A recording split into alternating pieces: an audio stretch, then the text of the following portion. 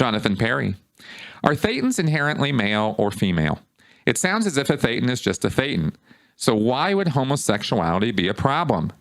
Also, what would the point of marriage be? I would think you would have had a relationship with thousands of people over your multiple lifetimes. Is it possible to have had one lifetime as a man and one lifetime as a woman?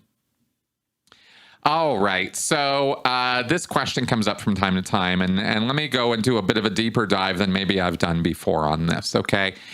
There is a concept in Scientology of a valence or a personality package, and I have talked about valences before, but this is why Hubbard has it nailed as to why it is that misgendering or being, thinking you are experiencing gender dysphoria and that sort of thing is a bad thing in Scientology, and why Hubbard says spiritually you're screwed up if this is happening to you, and that Scientology is what can fix you, but you're screwed up, and you're right, Jonathan, in asking. Well, a thetan doesn't have a sex or a gender. I mean, it's a spiritual entity. There's no body. There's no male thetans and female thetans and child thetans. There are older and younger thetans, but Hubbard never explains why. He just says there are. So, at least never anywhere that I ever saw. And we've all come into this physical universe from some other place, the theta universe or the home universe, whatever the hell that's supposed to mean. Again, no explanations. But very clear, there is no sex. There's no, that's just not part of the thetan process, right? Or the thetan life.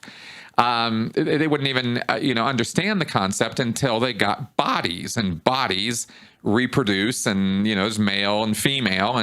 And how this works is when a thetan gets in a body, the thetan takes the body and makes it represent who the thetan is in the physical universe. It's a role, it's an act, it's a thing they're doing, it's a doll that they're moving around and playing with. But the doll has gender, and the doll has limitations and things it can do and things it can't do. And Hubbard talked about this all the time, how limited Homo sapiens are. We can't go more than a mile up or a mile down on the ground. We can't fly. We've only got this limited temperature range that we can survive in, and so there's all these limitations.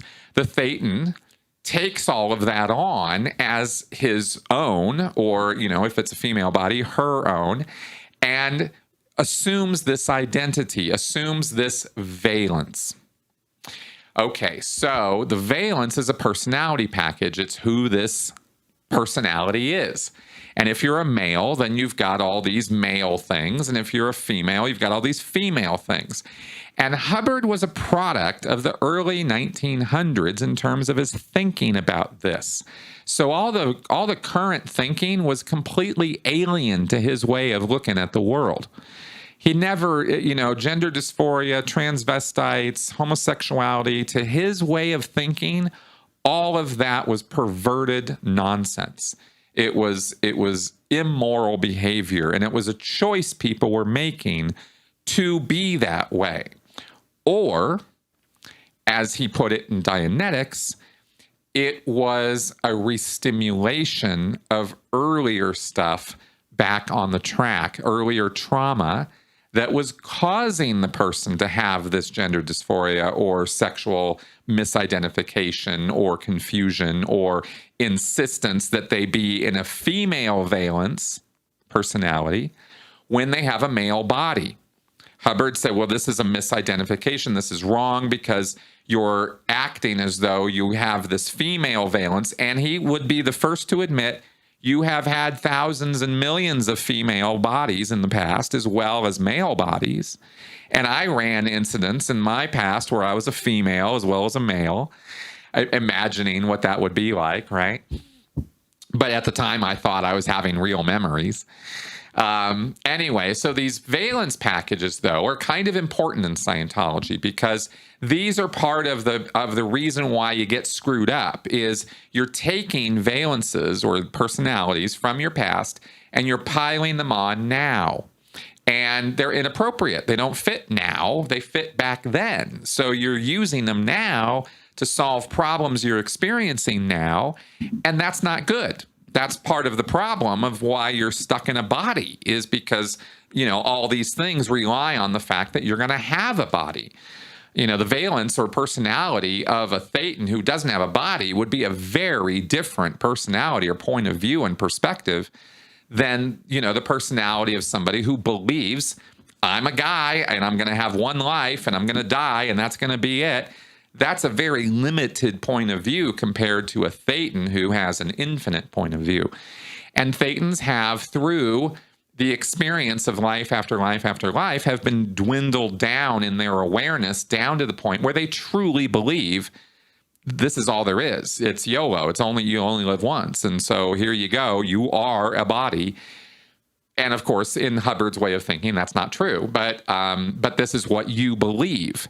So he doesn't treat Scientologists as though they all understand that they're immortal spiritual beings who are going to live forever. That's knowledge that comes to you gradually. You don't get all that on day one necessarily.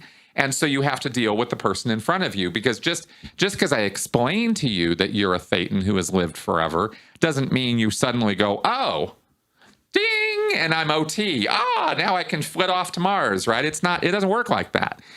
It's a little more complicated, right? You got to go deal in auditing with all of these personalities and trauma and all this stuff that's happened to you, right? And all this mess is what auditing is supposed to be undoing or, taking apart. And this is why it's hundreds and thousands of hours of work to do it, because there's a lot of work to do to undo all these billions of years of crap that have happened to you.